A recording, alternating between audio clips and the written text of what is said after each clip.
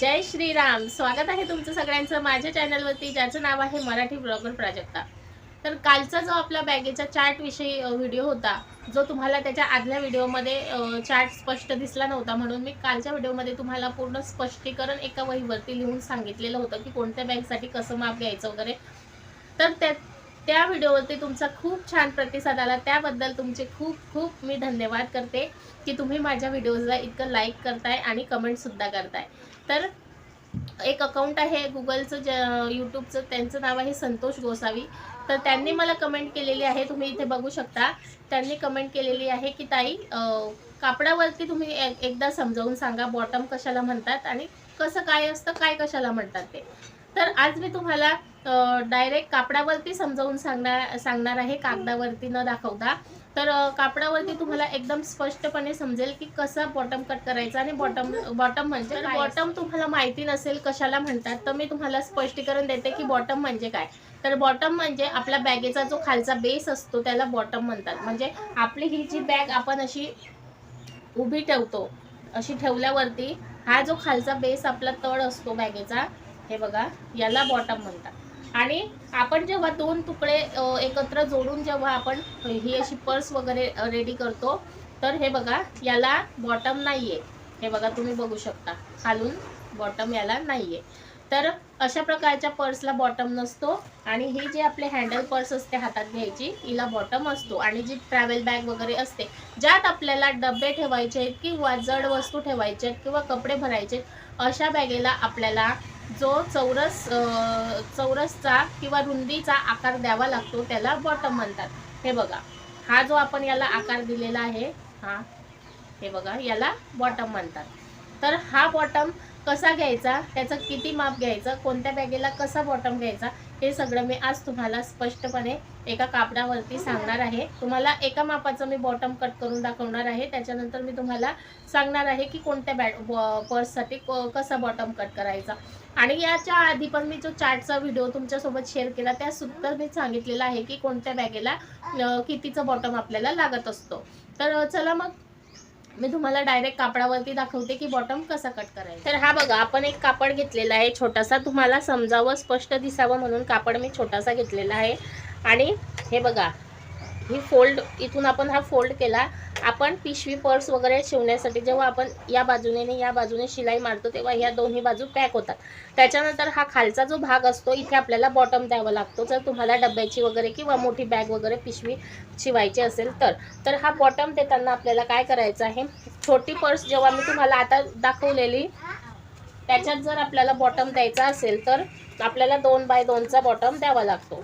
तर हे बघा, ही जी फोल्ड बाजू असते या साईडची, या बाजूने आपल्याला 2 इंचावरती मार्क करून घ्यायचा आहे। आणि खालून सुद्धा आपल्याला त्याच रेषेवरती 2 इंचावरती मार्क करून घ्यायचा आहे। तर अशा प्रकारे आपण हा 2 बाय 2चा चौकोन आखून घेतलेला आहे। हे बघा, हा चौकोन आपल्याला बरोबर त्याच रेषेवरती असं पकडून कट करून घ्यायचा आहे।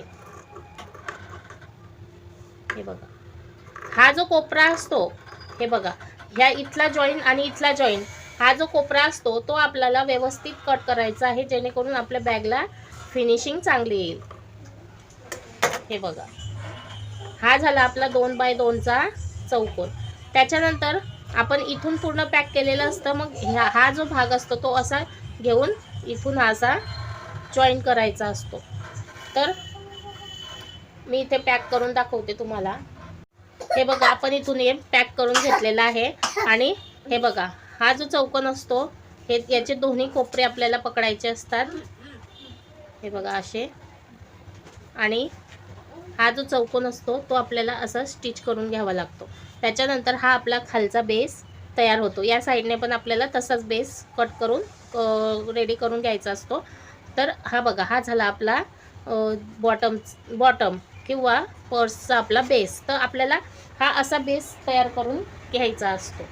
तर तुम्हाला समजलंच असेल की बॉटम कसा कट करायचा। तर तुम्हाला समजलंच असेल की बॉटम आपला कसा कट करायचा असतो ना, कसा स्टिच करायचा असतो। तुम्हाला समजलं नसेल तर तुम्ही माझे बाकीचे व्हिडिओ बघू शकता, त्याच्यामध्ये मी पर्स वगैरे मोठी ट्रॅव्हल बॅग स्टिच करून दाखवलेली आहे। त्यामध्ये तुम्हाला बॉटम कसा स्टिच करायचा पूर्ण प्रोफेशनल पद्धतीने समजेल।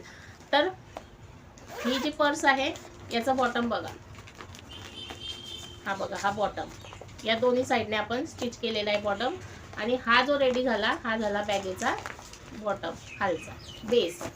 तर ही बॅग स्टिच करताना बघा, जर तुम्ही 3 बाय 3चा चौरस कट करताय म्हणजे तुम्हाला 6 इंचाचा बॉटम हवाय, तर तुम्ही जेव्हा बॅगेची उंची घेता तेव्हा तुम्हाला 6 इंच एक्स्ट्रा घ्यावं लागेल।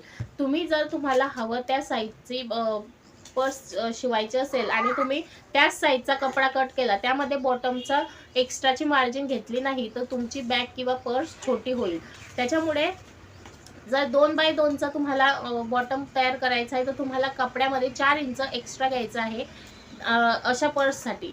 यापेक्षा मोठी जी पर्स असते जी खांद्यावरती आपण घेतो तिला आपण 3 बाय 3चा चौरस कट करायचा असतो, तर त्यामध्ये तुम्हाला 6 इंच एक्स्ट्रा घ्यायचं आहे। नंतर जी आपली मोठी ट्रॅव्हल बॅग असते त्याच्यामध्ये आपल्याला 8 इंचाचा बॉटम हवा असतो, म्हणजे 4 बाय 4चा आपण चौरस कट करत असतो, त्याच्यामध्ये तुम्हाला 8 इंच कपड्यामध्ये जास्त घ्यायचं आहे।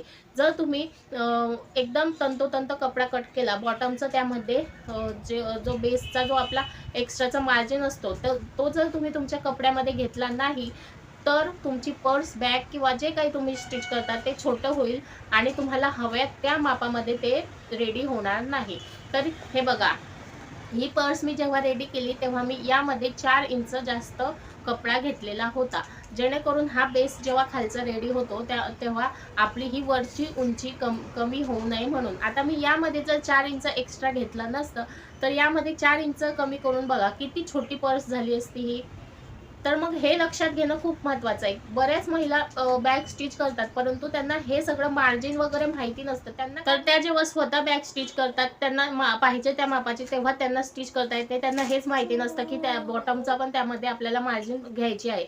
तर हे सगळं तुम्हाला जे बॅग विषयी माप वगैरे जे काही आहे ते तुम्हाला क्लासेसमध्ये शिकवलं जातं, पण तुम्हाला यूट्यूबवरती फ्रीमध्ये शिकायला मिळतंय। तर त्यातून तुम्ही काहीतरी घ्या की आपल्याला कसं काय शिकायचं आहे आणि कसं स्टिच करायचं आहे, जेणेकरून आपले जे शिवणकाम आहे ते प्रोफेशनल पद्धतीने होईल। तर बॉटम विषयी तुम्हाला समजलंच असेल की कोणत्या बॅगेला किती बॉटम घ्यायचा आणि कोणत्या कापडामध्ये मार्जिन किती जास्त घ्यायचं असतं। तर ह्या सगळ्या गोष्टी तुम्हाला लक्षात ठेवायच्या आहेत जेव्हा कधी तुम्ही बॅग स्टिच कराल। तर 2 इंच तुम्हाला शिलाई मार्जिन प्रत्येक बॅगेमध्ये घ्यायची आहे। 2 इंच शिलाई मार्जिनमध्ये तुम्हाला बॉटमचा पण एक्स्ट्राचा भाग जो असतो तो मार्जिनमध्ये घ्यायचा आहे। जर पर्स असेल छोटी तर त्याला 4 इंच, मोठी खांद्यावरची पर्स असेल त्याला 6 इंच, आणि जर आपली ट्रॅव्हल बॅग असेल मोठी तर तिला 8 इंच असं आपल्याला कपड्यामध्ये एक्स्ट्राचं मार्जिन घ्यायचं आहे, जेणेकरून तुमची बॅग आणि पर्स वगैरे जे काही असेल ते व्यवस्थित मापामध्ये स्टिच होईल। आणि जर तुम्ही सेल करणार असाल तर तुमच्यासाठी ह्या गोष्टी लक्षात घेणं खूप महत्त्वाचं आहे, जेणेकरून तुम्हाला तुमच्या बॅगेमध्ये काहीही चूक होणार नाही आणि तुमच्या जे कस्टमर आहे बॅगेचे त्यांना पण तुमची बॅग आवडेल आणि तुमचे कस्टमर जास्तीत जास्त वाढतील तुमच्या बॅगेचे। तर हा जेव्हा आपण बेस रेडी करतो तेव्हा या बाजूने 2 इंच आणि या बाजूने 3 इंच असं करायचं नाही। जर तुम्ही असं केलं तर तुमची बॅग तिरकस रेडी होईल आणि ती तिरकी झाल्यामुळे बॅगेचा बॉटम व्यवस्थित येणार नाही। तर आजचं मी तुम्हाला जे काही सांगितलेलं आहे ते तुमच्या लक्षात आलंच असेल। बॉटम विषयी तुमच्या सगळ्या शंका ज्या असतील त्या निघून गेल्या असतील मनातल्या, आणि तुम्हाला अजून बॅग विषयी जे काही माहिती हवी असेल किंवा जे काही अडचणी असतील तर तुम्ही मला कमेंटमध्ये सांगू शकता। मी तुमच्या प्रत्येक गोष्टीचं तुमच्या प्रत्येक प्रश्नांचं उत्तर देण्याचा प्रयत्न करत आहे आणि करत राहणार, कारण तुमच्या सारखीच मी एक आहे गृहिणी। तर मला सुद्धा खूप अडचणी आल्या होत्या तेव्हा मला सांगायला सुद्धा कोणी नव्हतं आणि यूट्यूबवरती सुद्धा याविषयी काहीही माहिती नव्हती, पण मी स्वतः शिकून मग तुम्हाला मी या सगळ्या गोष्टी सांगत आहे। तर तुम्हाला बॅगेविषयी संपूर्ण माहिती समजलीच असेल, बॉटम कसा घ्यायचा, किती घ्यायचा, कोणत्या बॅगेला किती मार्जिन पकडायची, सगळं काही मी तुम्हाला व्यवस्थित डिटेल सांगितलेली आहे। मी तुमच्या प्रत्येक प्रश्नाचं उत्तर देण्याचा प्रयत्न करत आहे आणि तुम्ही तुमच्या मनात ज्या काही शंका असतील बॅगेविषयी, स्टिचिंग विषयी तुम्ही मला विचारू शकता कमेंटमध्ये। मी प्रत्येक प्रश्नांचं तुमच्या उत्तर देण्याचा प्रयत्न करणार आहे आणि करत राहीन, कारण तुमच्यातलीच मी एक आहे। मी सुद्धा एक गृहिणीच आहे, बाहेर जाऊन काम करू शकत नाही कारण छोटी मुलं आहेत। परंतु मी बॅगेविषयी जेव्हा स्टिचिंग वगैरे चालू केली तेव्हा मला या सगळ्या गोष्टी माहीत नव्हत्या. पण मी स्वतः शिकले म्हणून मला माहिती आहे की प्रत्येक माझ्या मैत्रिणींना या सगळ्या गोष्टीची माहिती असणं खूप गरजेची आहे. कारण आपण फक्त यूट्यूबवरती बघून स्टिचिंग करू शकतो, बाकी आपल्याला आपल्या मनानुसार काही स्टिच करायचं असलं तर ते येणार नाही, कारण आपल्याला हे सगळ्या गोष्टी गणिताच्या माहिती नसतात बॅगविषयी. तर या सगळ्या गोष्टी तुम्हाला सुद्धा माहिती पडाव्या, तुम्ही सुद्धा शिकावं अशी माझी इच्छा आहे. तर नक्कीच तुम्हाला माझ्या व्हिडिओमधून काहीतरी शिकायला मिळणार आहे. तर भेटूया पुढच्या व्हिडिओमध्ये. तोपर्यंत व्हिडिओला लाईक करा, शेअर करा आणि चॅनलवरती नवीन असाल तर सबस्क्राईब सुद्धा नक्की करा. तर भेटूया पुढच्या व्हिडिओमध्ये. तोपर्यंत जय श्रीराम.